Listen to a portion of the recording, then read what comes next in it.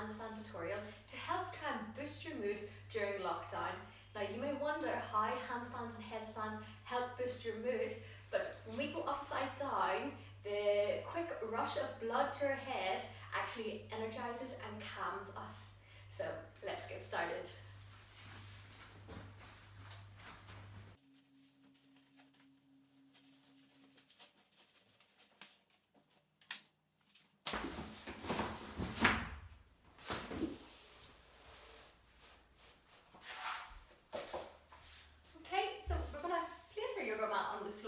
If you don't have a yoga mat or your yoga mat's not very thick, I recommend that you get a little soft towel. So you can just fold your towel over so it's a little softer on your head.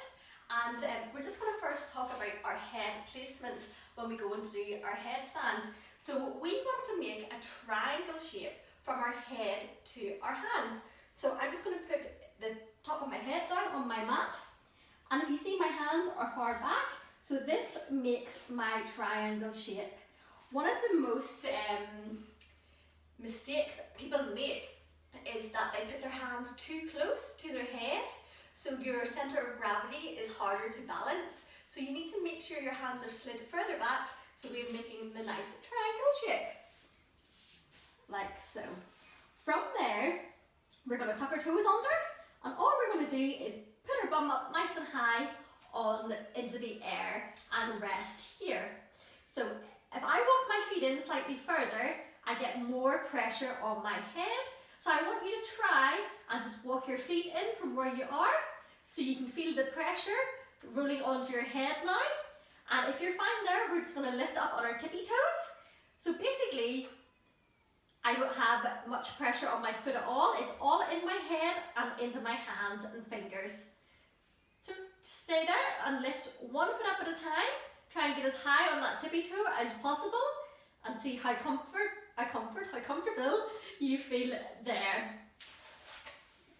If that is fine, then we're going to lift one leg up next. And also, I just need to mention to you, the hands that are on the floor, make sure you're using your fingers.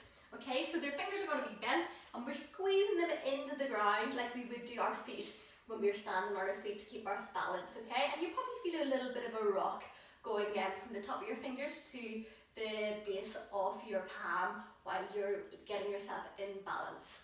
Okay, so we're going to do the same thing again. Head down, hands in a nice triangle shape, bum up nice and high, and we're walking in as close as possible. So you can notice how my bum and my head are in one single line.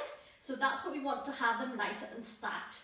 We're going to just lift one leg up again like we did, and this time we're going to see if we can lift the second leg by using our core. We don't want to jump, we want it to be controlled. So I'm using my core muscles and just squeezing it into my bum, okay?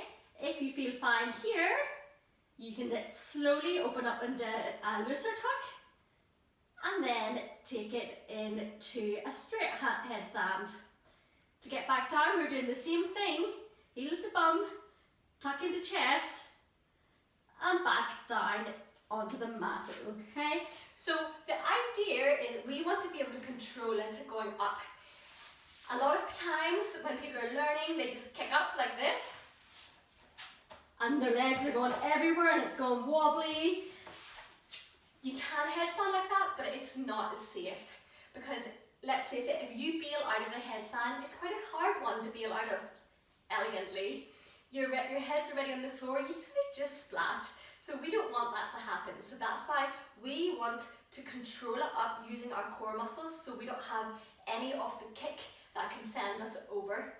If you feel uncomfortable doing it without a wall behind you, just go and place your mat by the wall and do the same thing, but you're still tucking up, but you'll be doing it with the wall behind you. I don't have a wall, so I'll use my window. So exact same thing.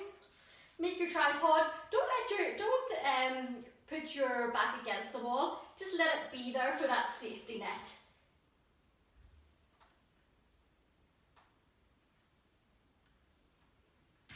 Okay. If you find you don't have the core muscles yet to get up in the headstand, I want you just to stay where we were at the first position and practice with one leg up and changing legs.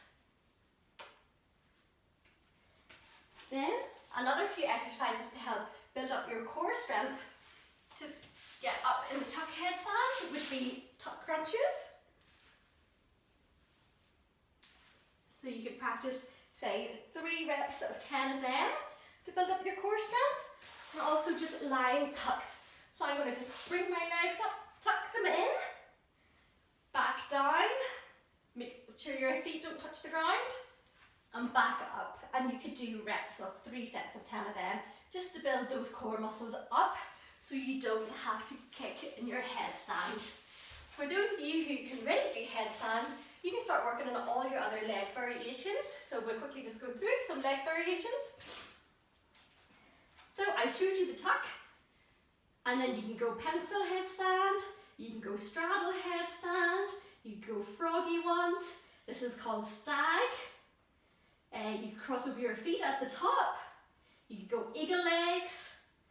So there is many variations for you to try out and practice if you already know how to headstand.